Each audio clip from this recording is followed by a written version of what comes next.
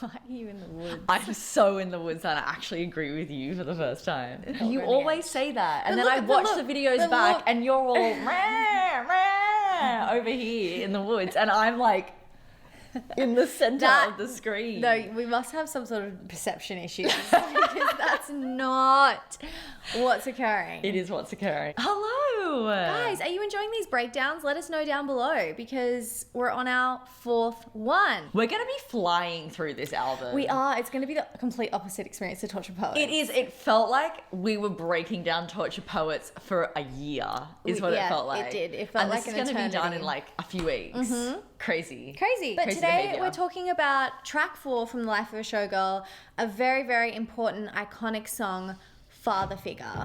This song might be the best song on the album. So it's actually, I feel like we have a duty to be doing this song justice today. I completely agree. Like, this objectively could be like the best written song. It could be the most important song.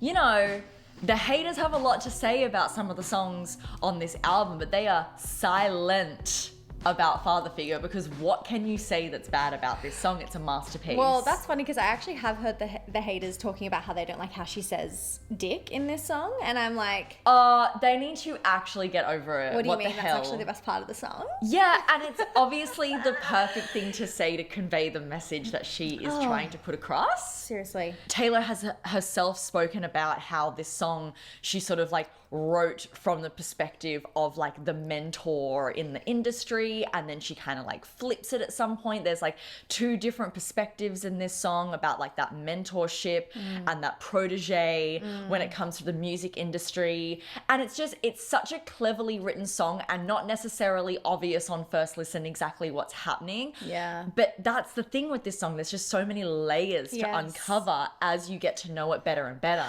Totally. I feel like I've grasped this song, but I'm really open to learning more today, uncovering more of those layers because it is just one of those songs. It's so well written and amazing. I simply need to stop. I knew that was coming. time. Guys, I love the beginning of this song because there's like a drum happening, but there's also like a chatter and a clanging of There's a the chatter. restaurant No, or there is. the boys club. Or the office or whatever Yeah, it is. There's a chatter. I think for I sure. get a restaurant. I don't know why I get a restaurant energy. Maybe because later on she talks about paying the check. Yes. But I feel like almost like the drums or the tapping almost sound like cutlery banging together to me. Yes. Yes, it's super atmospheric in its Yeah. production. Yeah, I love Which it. really And then adds to the story. It like almost drops into, when the lyrics come in, it almost drops into like this dream state. It gives me this like mysterious kind of energy because it does this agree. doom doom doom doom doom. Yes, that's Dum, it. This is so not what it's giving, but it kind of is. Like X-Files. I've never seen X-Files. But you know the song, don't you? I do. That was the worst. I'm not sure. replication I don't of know if I that know that. song. Okay, yes, I do know this, and I do understand what you're saying. I feel like it's not giving that, but it What kind is of the is. X-Files? Oh, with Sally and Mulder. Sally? Sully and Mulder. Oh, there's people. Okay. Yeah, they're like cops. Is it a show? Yeah, it's a Yeah. show, and they like, I think that they might deal with extraterrestrial stuff. I don't remember. Oh, it's giving alien Yeah. abduction. X-Files. Do you Files. know? Okay. I could just be talking shit right now. Listen out for the cutlery and see if you can, Okay, you okay. can hear it. Yes, I hear it. Hear There's it? a clanging. When I found you, you were young, wayward, lost in the cold. Pulled up to you in the jag, turned your rags into gold. The winding road leads to the chateau. You remind me of a younger me. I saw potential. Love a verse. You are over. I was like, on the edge, bitch. I feel like what's so fascinating about this first verse is it's obviously setting up that like perspective from the mentor, like the older father figure, you know, man in the industry kind of thing, with her saying, when I found you, you were young, wayward, lost in the cold. But I feel like actually a lot of the imagery you get in this verse, it's actually more to paint the image of the lifestyle that this man lives, like the luxury, the money, So true. the like, I'm in a position of power and wealth, which is why you will see me as that father figure. You will listen to me. You will respect me. I demand respect. But it's it's using this kind of like imagery that is really typical of what a man like that would think demands respect. Oh yeah, that's perfect. I completely agree. Yes. Pulled up to you in the Jag. Yes, the Jaguar, Yeah. the car, the luxurious sports car. Turned your rags into gold. I can do that. I've got that power to make that power. someone who is completely irrelevant, rich and famous, and Yes. all of those things. You just have to follow me. Can we go back to wayward and actually look up the definition of what that means? Because I feel like it's giving directionlessness. That's how I feel, like a bit Directionless. Yeah, lost. because she says wayward, lost In in the the cold, but cold, I know yeah. the definition is going to be so much superior to Yeah. that. Wayward, difficult to control or predict because of willful or perverse behavior. And then Oh, like its unruly. use in a sentence is a wayward adolescent. So it seems like it works perfectly in conjunction with the young. It feels like it matches the energy of debut Taylor. It really does. Well, she was out on her own, trying to make it work, trying to find her way, and then this father figure, this man came along and was like, I can turn all of these things into a reality. So I love that word choice. We and a lot of other Swifties do believe that Taylor has probably written this from the perspective kind of Scott Borchetta. It's sort of like, in some ways, a continuation on from a song like My Tears Ricochet. It speaks to the beginnings of her career and having this like man kind of like take her under his wing and really build up her career.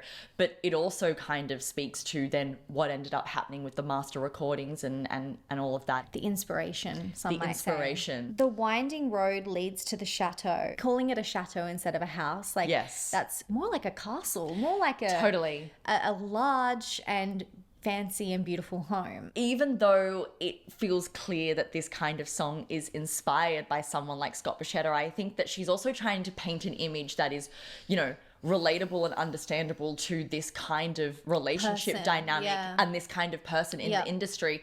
I don't think that all of these like words or phrases or like imagery are exactly how Scott Borchetta is or presented No. himself at the time, but yes, it's to the listener building up this Image of these type of men Exactly. in the industry. Absolutely. which feels like it kind of really adds to the showgirl of it all as well. There's an Yeah. exaggerated element to these characters that she's Mm-hmm. talking about, even though at its core, it's a relationship dynamic that she herself has really experienced and understands. Yeah. And the next lyric ending that verse is, you remind me of a younger me. And that's in quotation marks. So that's the only thing in this verse that he is actually saying. If you don't know, Scott Borchetta didn't actually have a fully formed record label when he signed Taylor. He kind of said, I'm going to take a risk in you and you're going to take a risk in me. If he really said something like that, I can totally see why that would feel inspiring to her. I see this drive in you. Yeah. I see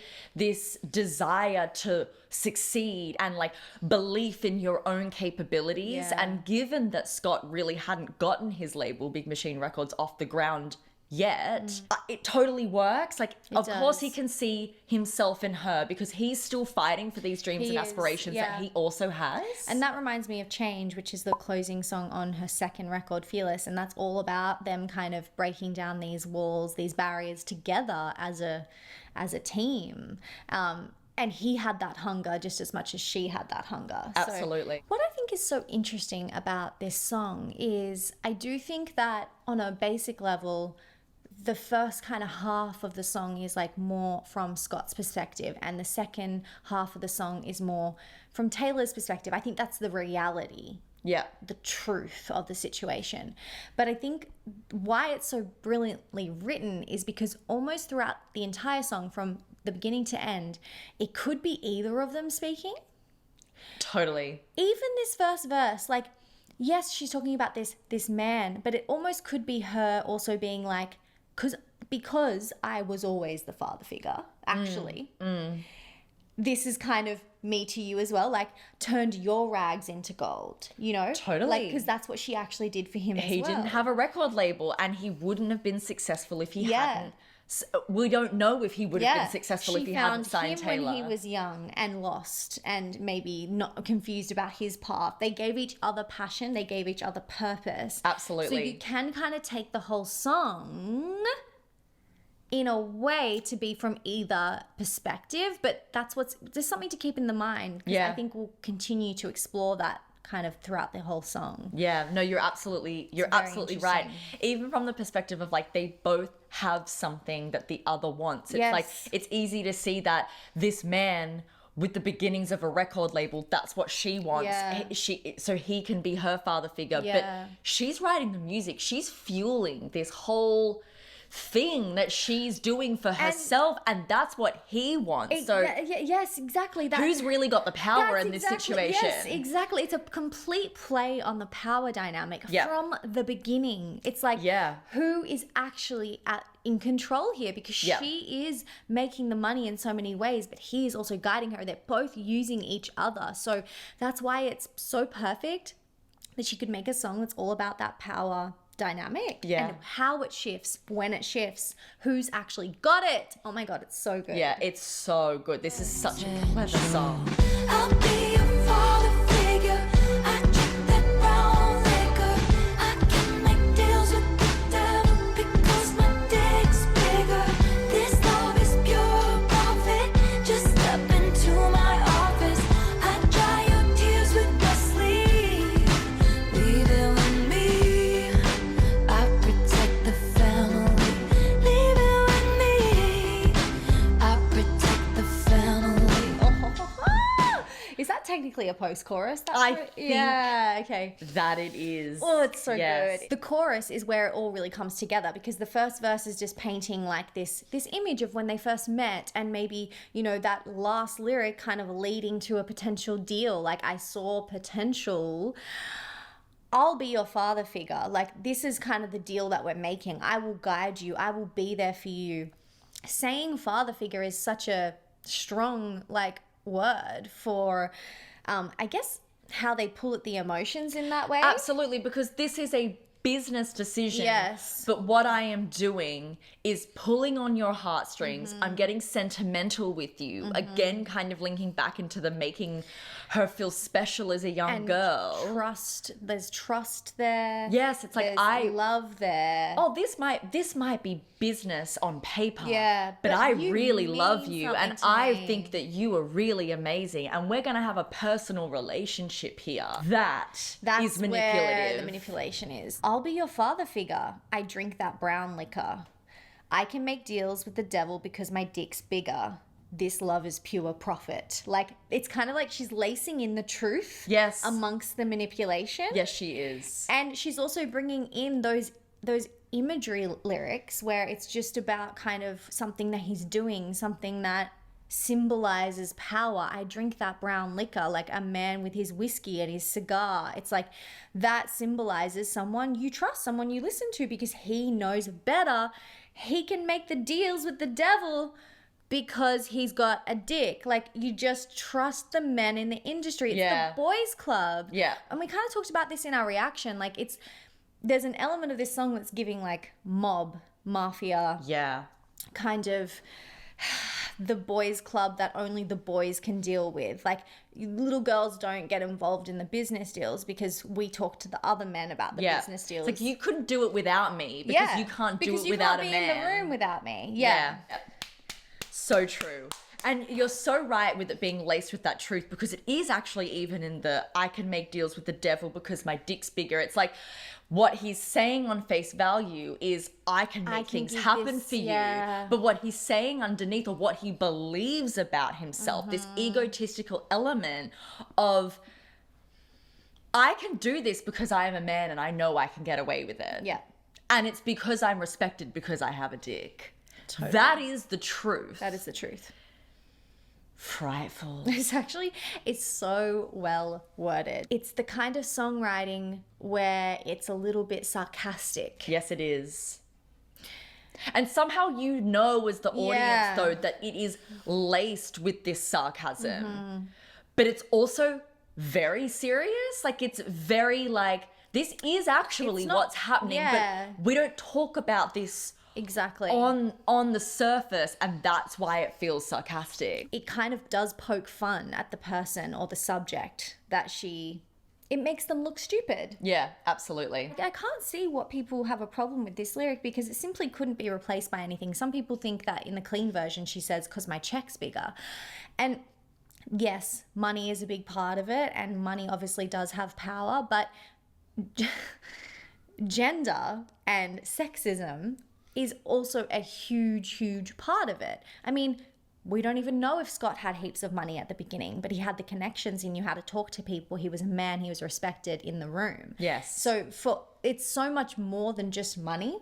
Absolutely. And all of that is conveyed in saying my dick's bigger. Yes. Because it can speak to the money as well as the being a man and Yes. what everything that comes with that. Yeah, absolutely. It's important to touch on that. On that note, I think we do have to link this song to The Man, which is also track 4, by the way, on Lover. Around Lover time, she's really considering, why don't people see me in that way, even though I've got all of the accomplishments, even though I've literally done it all, but I'm still not the man. Yeah. And it's so interesting that she's now kind of taking this father figure concept and playing on it, because I do feel like it's running off of that, and she's kind of building the confidence in a way. Absolutely. I love how it's kind of only the last line that she consistently changes in this chorus. And in the first one, it's I dry your tears with my sleeve. Once again, you're getting this fatherly image, and even like the tears, it brings back this sentimental, more personal kind of relationship between them. Oh, you're a young girl, you're crying because of whatever it might be. I'll dry your tears with my sleeve. Like, I'll be there for you emotionally, even though we're in this business contract, which in reality, in my mind, is pure profit. Yeah. I will make you believe I'm here to be your father figure so that you are attached to me. You form a connection to me so you don't leave me until I'm done with you. I completely agree. And I feel like that lyric almost does go off the lyric before it. Like, you kind of need the two of them together because it's part of the manipulation. Just step into my office. I'll dry your tears. That's the truth, stepping into the office, but the manipulation is followed by it very shortly. So I really love that. Absolutely, 100%. And it continues this sentimental kind of attachment he's trying to form in this post-chorus. Family. Yes, leave it with me. I've got it. Yeah. You don't have to worry about a thing. I've got you. I've got your back. I promise. You just be the star. I'm never going to fuck you over. I protect you. Totally. Protection can also be under the guise of control. Yes, absolutely. I'm protecting you. Don't go into pop. I'm protecting you. You need to be a country artist. I'm protecting you. That's what our best interest is. Our best interest, because we're a family. Not what's best for Taylor, not what's best for just her. If you go and make an album like 1989, which is not what we signed up for when I met you as a small country artist, you could ruin my profits. And I don't like that. Because this love is pure profit. I pay the check before it kisses the mahogany grain. Said they wanna see you rise, they don't want you to reign. I showed you all the tricks of the trade. All I ask for is your loyalty, my dear protege. Now, we know through interviews that Taylor is very proud of this first lyric. She said it's one of her favorites on the entire album. And once she said that, it really, really, really clicked for me. And I was like, oh my God, this is actually such a superior lyric. Yeah. I pay the check before it kisses the mahogany grain. The imagery of the big dog getting the check for everyone before anyone even knows the check has hit the table. The check doesn't even hit the check table. doesn't Oh no, even just hit give it. it straight to me. Yes. I've got the money to cover it. I'm going to pay for everyone. It does. Again, Yeah. it can be manipulative to do that. It could be Yeah. a nice thing. And this is where the father figure and that sentimental attachment comes into it consistently in this song. Yeah. It could be seen as this lovely protecting, don't worry about it. I've got it. I'm here for you. No dramas. Mm-hmm.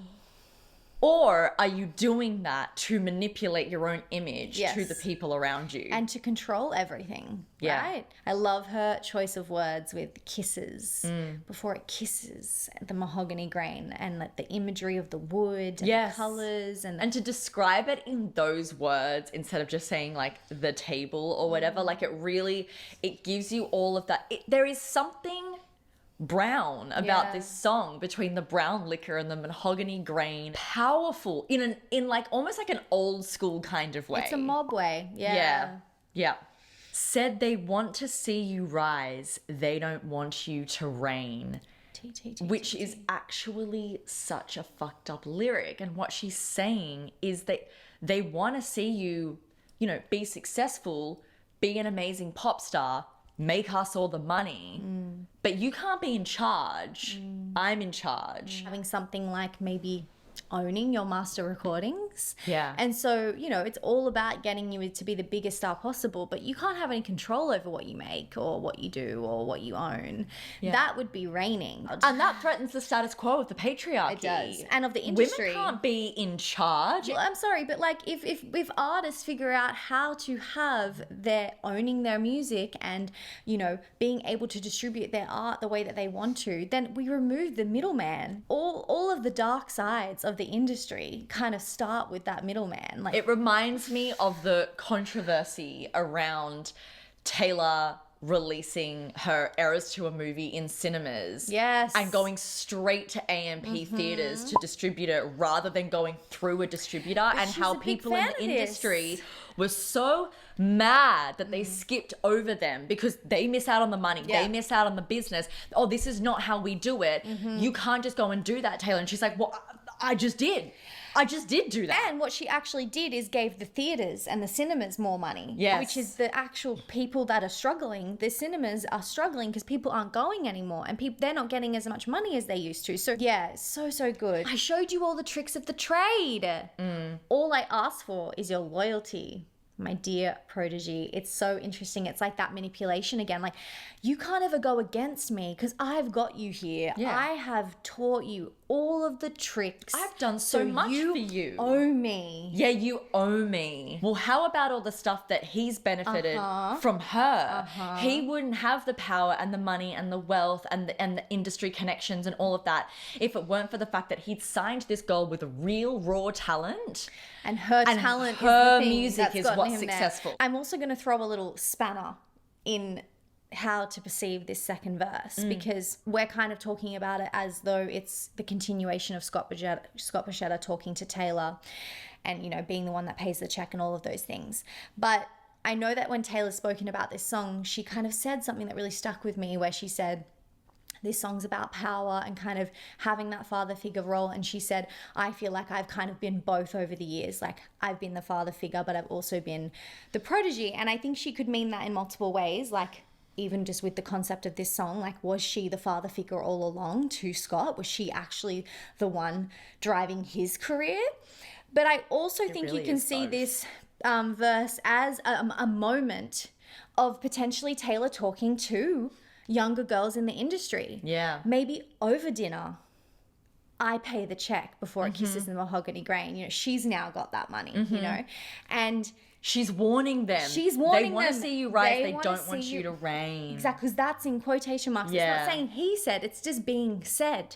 And I do think that actually kind of makes more sense to me that she would say that. I mean, the men would say that too, like, kind of to shut them up. Like, we want to see you, we don't want to hear you kind of energy. Yeah. Like, and that's something that someone could have said to her. She could have overheard them being said, but she could also be warning the other girls at the table. Girls, they want to see you rise, but they don't want to see you reign. You've got to think about this. You've got to think about what kind of control you want to have over your own career.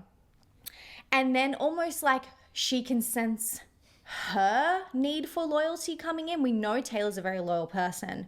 We know she respects that and kind of desires that quality in her inner circle more than any other quality. So I feel like it would make sense to me that she's also had moments of thinking, I've helped this person along all of these years. I ask for your loyalty. Like, I like to think of her toying with that in a way, almost like she can feel she could slip into that Scott kind of role, but she doesn't. You know, it's like absolutely. Anyone can get kind of wrapped up in that power. Yeah. And, you know, and maybe even touching on the fact that Taylor has felt betrayed by some people that she's helped mentor in the past. Totally. It reminds me of that lyric in Mean. Oh, when she says, the cycle ends right here because you can't lead me down that road. Yeah. So She's like, true. I could become mean because someone's been mean to me. I could start fucking people over in this industry because someone's fucked me over, and I'm so angry and bitter and resentful because of that I'm going to like take all of that resentment and fuck someone else over just to make myself feel better. But I'm not going to do that. I think in a way she definitely plays that out in Who's Afraid of Little Old Me, right? Like that song is totally about her kind of, I was tame until the circus life made me mean. I've got all this power. What am I going to do with it? Who am I going to point it at? It's like she is aware of that power. She's becoming more aware of it in each album. And I love to hear her play with that and kind of break it apart in herself and see what she's going to do with that and how she resists doing the wrong thing with it. Yeah, that's such a good song to bring up in this conversation, because you're so right. Even with like the asylum imagery, this insanity, it's like she's really looking at how someone can become the most fucked up version of themselves because they've been so fucked over by so many people. Yeah. But the fact that she's even aware of that is what stops her from getting to that place herself. You wouldn't last an hour in the asylum where they raised me. Like, you wouldn't be who I am. That reminds me of My Tears Ricochet as well, because at the end she says, you turned into your worst fears. You turned into your worst fears. Yes. They started together and he grew evil with that power and that money, and she hasn't. So interesting. That is literally full circle bringing us back to the song, because it's a lyric about Scott Bichetta. What you can take when you look at a song like My Tears Ricochet and you apply it to the story being told here in Father Figure is literally like, I believed all these things that you told me when I was young because you had me convinced, and I think you yourself believed that you didn't want to turn into the big dog with all the power. You were trying to be something different in this music industry. Only now could she come to this point with Father Figure after she's explored songs like My Tears Ricochet. I just feel so compelled to say right now, like, someone could be watching this video who's not a Taylor Swift fan and have no fucking idea what we're saying.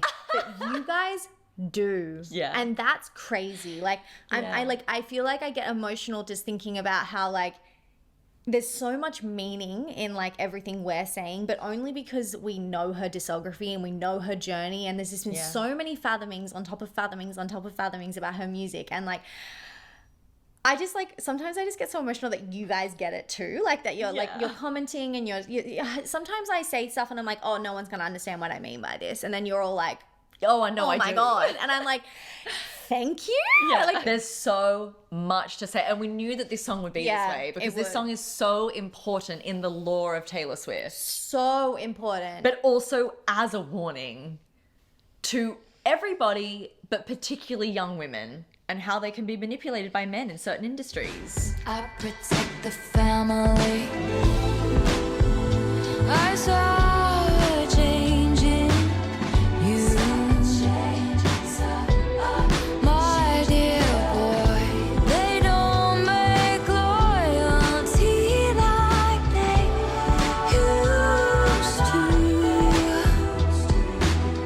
Your thoughtless ambition sparked the ignition on foolish decisions, which led to misguided visions, led to fulfill your dreams.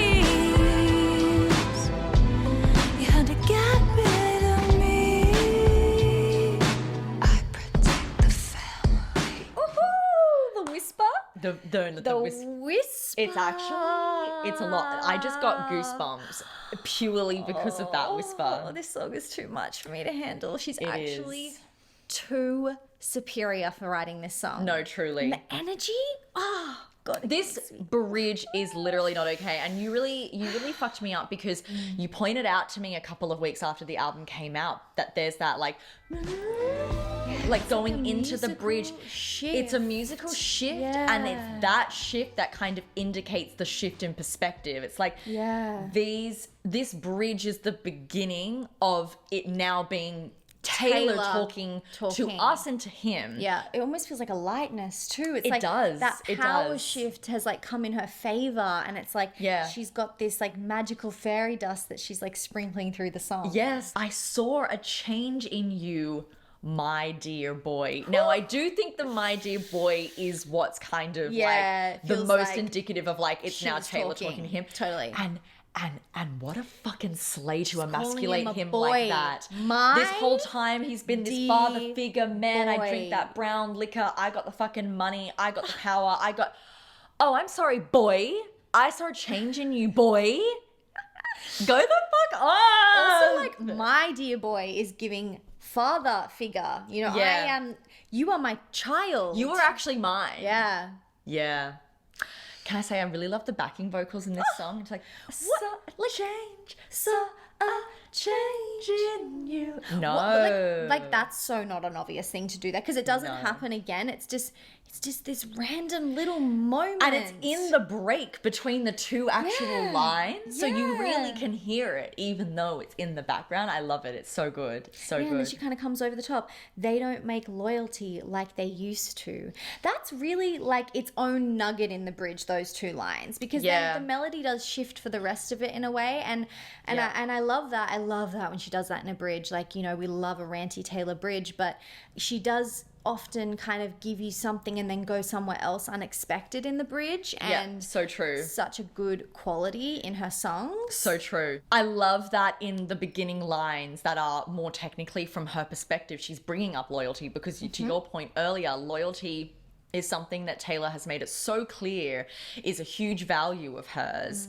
And obviously the word loyalty has been used already in this song, but it's been more from Scott's perspective. The power mirroring is so crazy because she's like, everything you say, I can say too. Everything that applies to you also applies to me. Yes. So don't fucking try to manipulate me with that shit. Yeah. They don't make loyalty like they used to. Yeah. I love that as well because I think that she could be saying like, you know, you're not loyal. You've kind of, your loyalty has faded over the years. You've betrayed me. You sold my master recordings. But also, I think it's funny how it could also mean like, they don't make loyalty like they used to, almost like she's not as loyal to him as she used to be. Because that's true, she's like, you saw me as this really loyal girl who would follow your footsteps no matter what you did. But joke's on you, they don't make loyalty like they used to. Like, I'm actually finding my voice, my power, and I'm fucking coming for you. Yeah, so true. You can get so much from it. Yeah. This next bit of the bridge is just so fucked up. I don't know how the fuck she thought to rhyme this like this, flow this like this. It's actually the best lyrics in the whole song. I can't believe it. Yeah. Your thoughtless ambition sparked the ignition on foolish decisions which led to misguided visions that to fulfill your dreams you had to get rid of me. And there's so much being said here, but the fact that she's rhyming it all in the way that she is so insane. It sounds so good. And then when you actually like think about what she's saying, you're like, holy shit, your thoughtless ambition, your ambition got the better of you. It sparked the ignition. You were so ambitious that you lost sight of yourself. It sparked the ignition on foolish decision. It made you make dumb choices, which led to literally visions. You started having thoughts in your head that maybe you'd be better off without me. Boy, you are so fucking wrong. That is just the most crazy way to say that. I It's actually can't believe it. insane. It sparked the ignition on Foolish Decisions is the most insane sentence in this whole entire album. And I really feel like really is. what she's alluding to here, if you don't know, is kind of that phase of when Taylor came to Scott and said, I want to own my first 6 albums. You know, I don't feel right not having that. That's my work. Those are my words. And, you know, when I made that deal, buy them from it wasn't right. But she didn't feel entitled to them. She said, I will pay you what they are worth, what you would sell them to maybe someone else. I want to pay you for those. And he fucking got all smart, sparked the ignition on Foolish Decisions and said, no, maybe I'll give you 1 album for every new album you give me. What? She left thinking she'll never get her masters. She's going to start fresh with a new record label. She's going to own all of her albums from Reputation was the last one she did. So from Lover onwards, she would own. And that's when he went behind her back and sold them to her enemy. Nemesis, Scooter Braun. Frightful, man. Frightful. I feel like she's really referring to I think that you're absolutely right. There. It's like if he gave her the opportunity to buy her own master recordings, she'd have power that he didn't like. Totally. And that's where it all kind of comes back to this ego. It's like, I can't give Taylor that power. Yeah. She's grown so big under my guidance. I can't let and her I am overrule me. threatened by the idea of her having more power than me. So I need to disempower her by not giving her that opportunity. And then that whisper, I protect the family. It's like for the first time, she's saying that. And she's using his words against him. And that's what's so clever about that power shift. And I think the fact that it's a whisper kind of adds to that sass, kind of adds to the protect the family. Yeah. Bitch. And it kind of shifts its meaning because, you know, the first few times it feels like it's about him kind of using it as a manipulation. And now it's kind of like Taylor saying, I protect my music, I protect my records.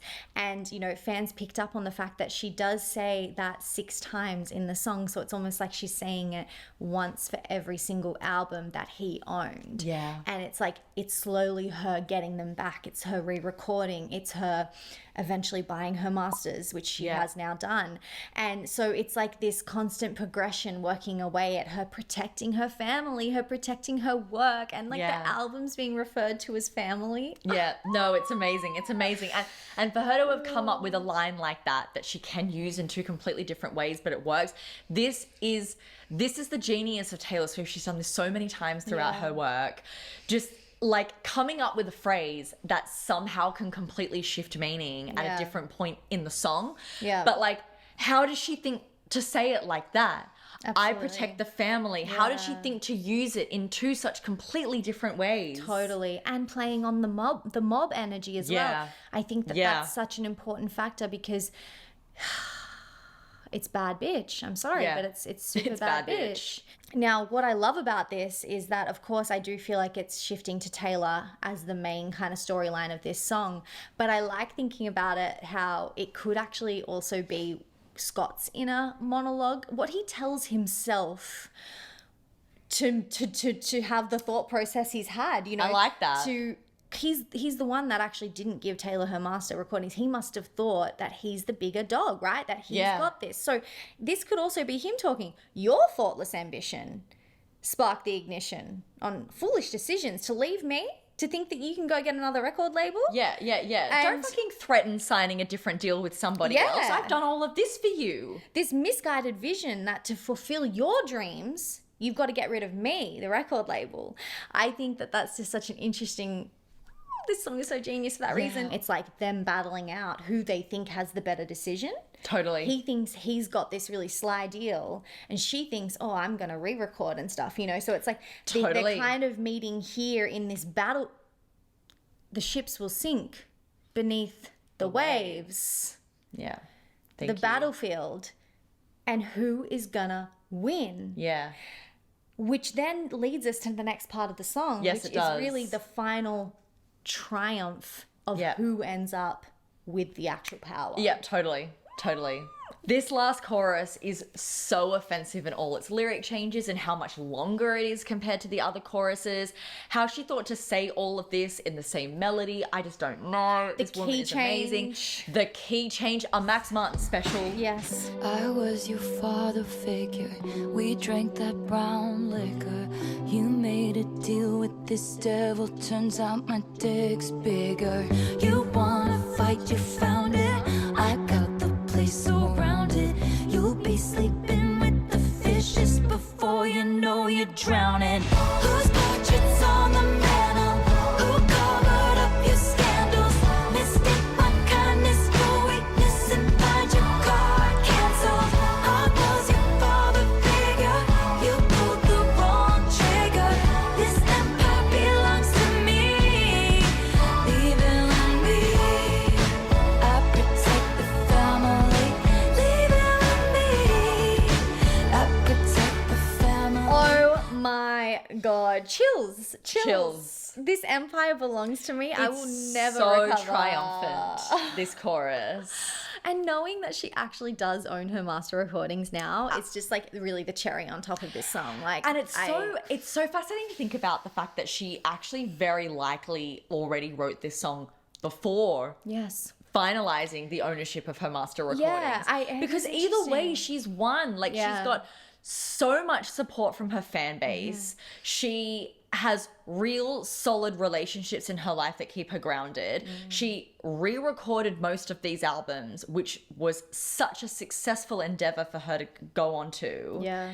And she is on top of her career. She was on top of her career even if she never bought back her master recordings. That's just an added bonus. Absolutely. I completely agree. I think it's still so relevant, even if she didn't know that yet. But, you know, I think also those deals kind of take a long time to kind of come out and be completed. I think that she could have definitely known that was her goal. I was your father figure. She's Setting it shifting this to straight. the past tense. It's Yeah. like, we no longer have a relationship, but also how bad bitch of her to be like, I was your father figure. I held the power all along, actually. Totally. And we drank that brown liquor. You always thought that you were above me, but we were actually completely on par the entire time.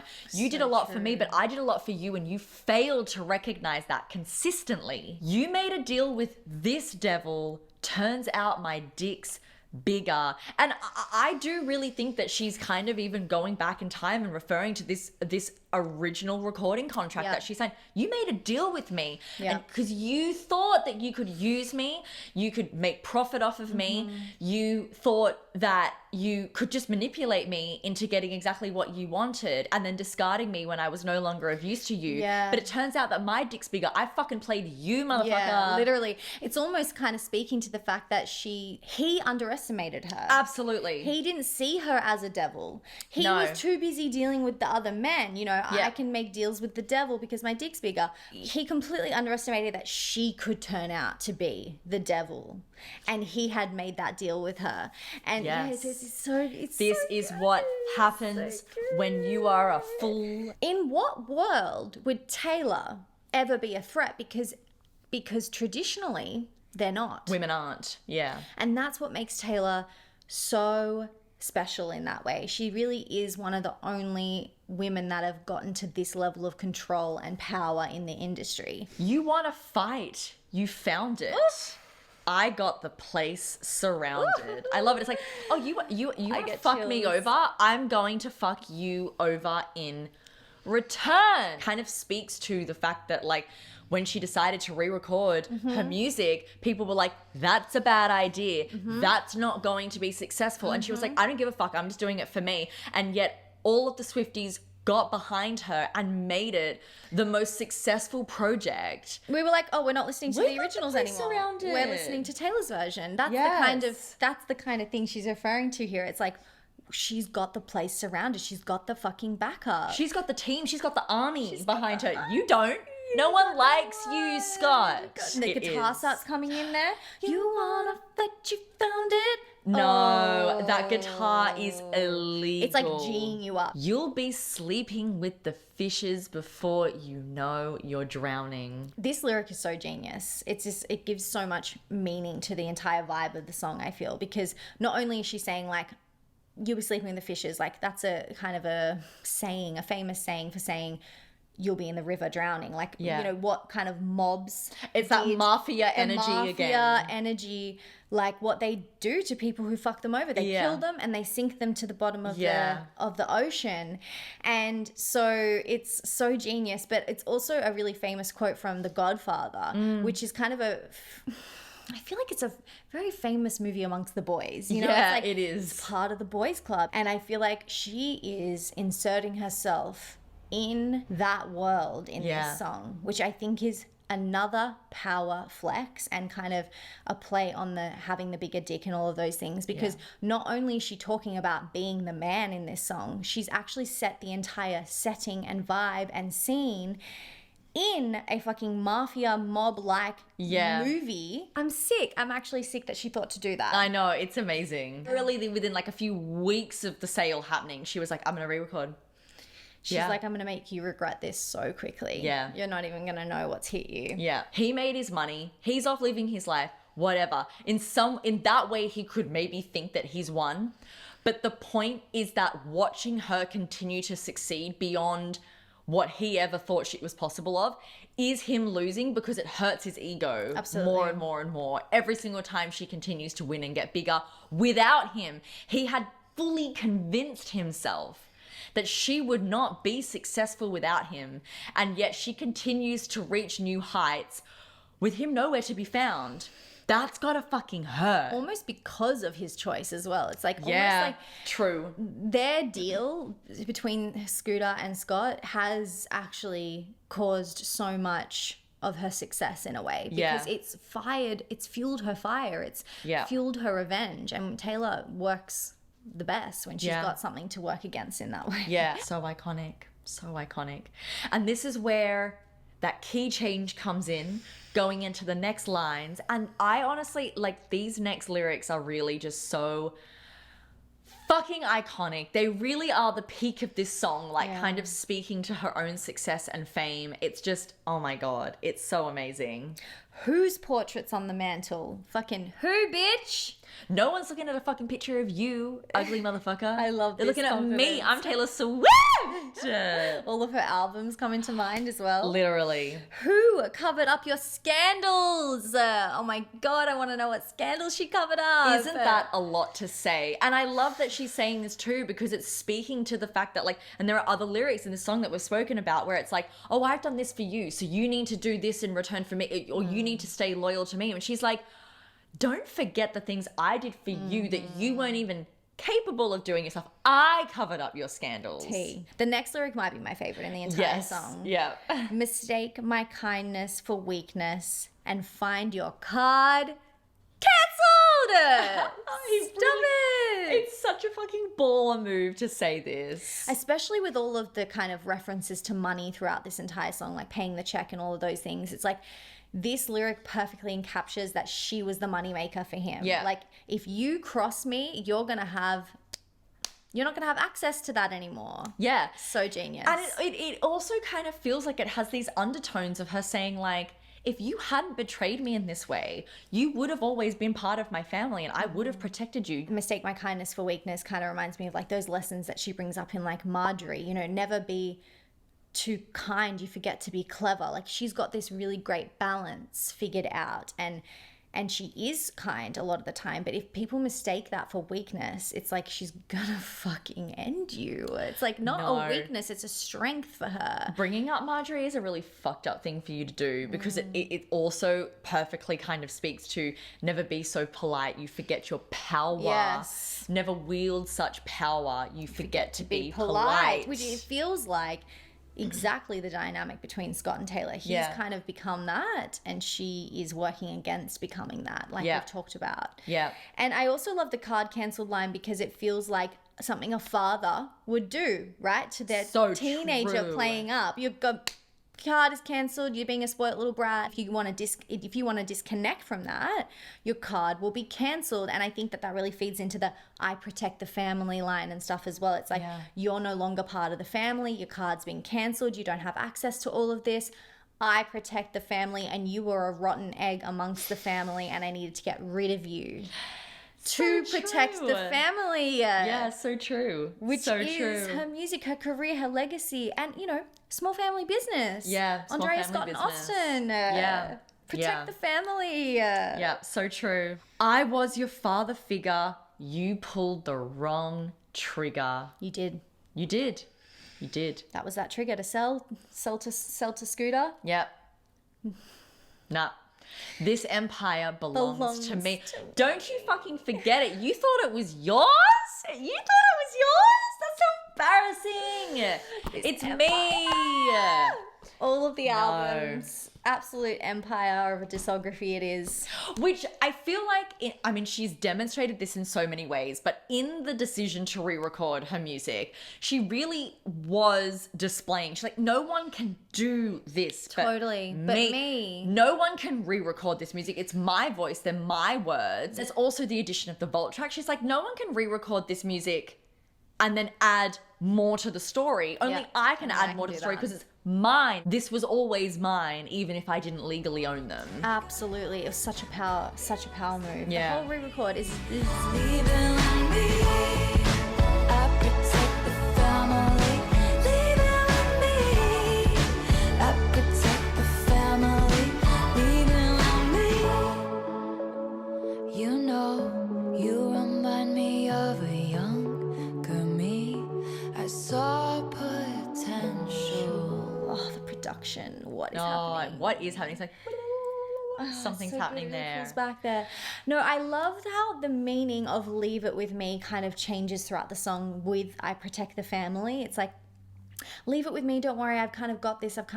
But then as it kind of goes on and it becomes more about Taylor getting back her masters and everything, it's like, leave it with me. Like, that's where they belong. Like, true. Leave the masters Leave the with empire. me and, This empire belongs to me. Leave it with me. Leave the empire to me. And it reminds me of like how her caption when she brought back the masters was like, you belong with me, which is of course her song as well. It's like, it all just, that's a lot. How is this even possible? Yeah. Speaking of a flip in meaning, she ends the whole song with the lyric that she said in the first verse. You know, you remind me of a younger me. I saw potential. And it feels like this flip in her now speaking to him. And it feels like the meaning has shifted into you as this man who made the wrong decisions. You remind me of my naivety when I was young. You remind me of how foolish I could have been to even sign with you in the first place and to let you fuck me over. And I didn't see that from the start. Like, but you didn't see my power either. And that's what I see in you now. You literally, I have grown so beyond your maturity level and your power that you now seem like a younger me. You seem like a child as to a me. grown-ass man, remind me of my 15-year-old self. Totally, and I saw potential. I love that because, it could definitely mean like I saw potential to take advantage of you. I saw potential to win this war. But like, I love that because you're right. It could be a complete flip and kind of like progression of that, or it could be a full circle going back to why she trusted him in the first place. I think depending on how you take that lyric, it could kind of still mean its original meaning, or it could be the shift. I personally like seeing it as the shift. I think it adds to the cleverness of being like, I saw potential because and remind me of a younger lady. The point is to make him feel like a 15-year-old girl, and the point is to that's use how dumb you his are. own words back against him. Yes. It's using the same manipulation tactic. Yes, almost that he was using on her. To kind of form a. She's saying one thing, but she means another, just like he was kind of doing to her. No, it's perfect because when she thinks about herself as a young girl who was easily manipulated by this man in the industry, like I think any young person or particularly young girl who's a teenager, like, you're not stupid. You're just naive. You don't know any better. You haven't got lived experience. But to flip it back around on him as a fully grown adult middle-aged man, it's like, I am actually calling you dumb. Yes. Even though I wasn't dumb at 15, I just didn't know better. You were dumb because you should have known better. You didn't see what could have happened here, and you should have foreseen that. You should have been able to see that. If you were the father figure, Yeah. you should have been able to see that. But the truth is that I'm actually the father figure, and I saw how to outplay you because I was actually the father figure all along. Yeah. And that's that on that. And that's that on that. Guys, this is a fucked up song. This is a really fucked up song. I'm It so really passionate is about it. objectively the best on this album, in my opinion, which then implies it's subjective, but I don't think it is. I don't think it is. Yeah, I think in terms this of is really that storytelling, intelligent. and I guess just how hard it hits for the fans and for anyone who's been really following along on this journey of Taylor owning her music and her master recordings and the re-records and just what that meant to us as a fandom. Oh, guys, I know there's so many opinions on this song and there's just so many things to say about it because it's just so superior. So yes, please leave your comments down below. Track 5 up next, I guess.